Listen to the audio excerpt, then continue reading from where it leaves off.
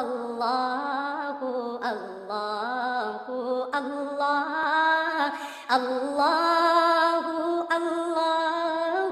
اللہ اللہ نحمده ونصلي ونسلم على رسوله الكريم أما بعد فأعوذ بالله من الشيطان الرجيم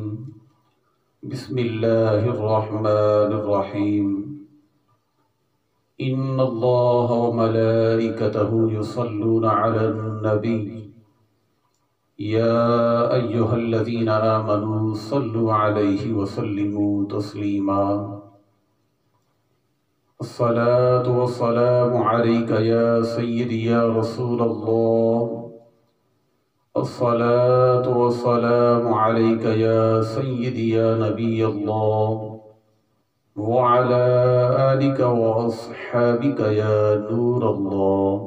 میرے محترم سامعین حضرات، حضور تاجدار مدینہ راحت قلب و سینہ نبی معظم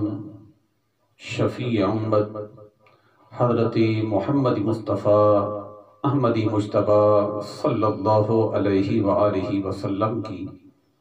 ذات اقدس پر درود و سلام پڑھنے کے بے شمار فضائل و برکات قرآن و احادیث مبارکہ میں موجود ہیں۔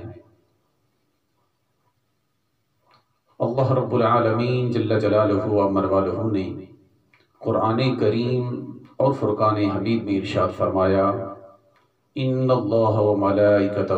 یصلون علی النبی، کہ بے شک اللہ عز و جل اور اس کے فرشتے درود بھیجتے ہیں نبی صلی اللہ علیہ وآلہ وسلم پر، اور یوں ہی کچھ حکم خالق کائنات نے تمام مؤمنین کو دیا،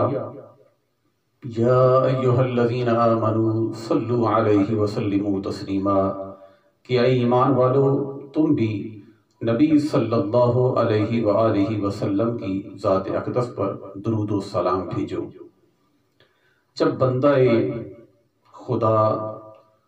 اپنے آقا دو جہاں حضرت محمد عربی صلی اللہ علیہ وآلہ وسلم کی ذات اقدس پر درود و سلام بھیجتا ہے، اللہ عز و جل کی اطاعت و فرما برداری میں، تو پھر خالق کائنات اس کے لیے اپنی رحمت کے دروازے کھول دیتا ہے۔ اللہ عز و جل کی اس پر بہت ہی عظیم رحمت کی بارش ہوتی ہے، اور یوں ہی اللہ عز و جل اس کے گناہوں کو مٹاتا ہے۔ حضور تاجدار مدینہ راحت قلب و سینہ صلی اللہ علیہ وآلہ وسلم نے ارشاد فرمایا کہ جو بندہ میری ذات مبارکہ پر ایک مرتبہ درود پاک پڑھتا ہے، اللہ عز و جل اس کو 10 نیکیاں عطا فرماتا ہے، اس کے 10 گناہوں کو مٹا دیتا ہے، اور اس کے 10 درجات میں بلندی عطا فرماتا ہے۔ اور یوں ہی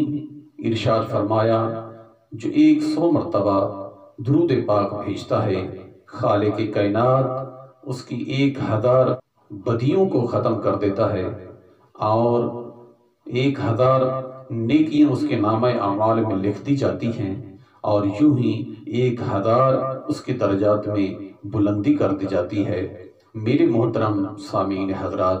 کوئی وقت نہیں لگتا، کوئی دیر نہیں لگتی، ہمیں کوشش کرنی چاہیے کہ زیادہ سے زیادہ آقا دو جہاں حضرت محمد عربی صلی اللہ علیہ وآلہ وسلم کی ذات اقدس پر درود و سلام بھیجتے رہنا چاہیے۔ اللہ عز و جل مجھے اور آپ کو ہمیشہ درود و سلام کی کثرت کرنے کی توفیق عطا فرمائے۔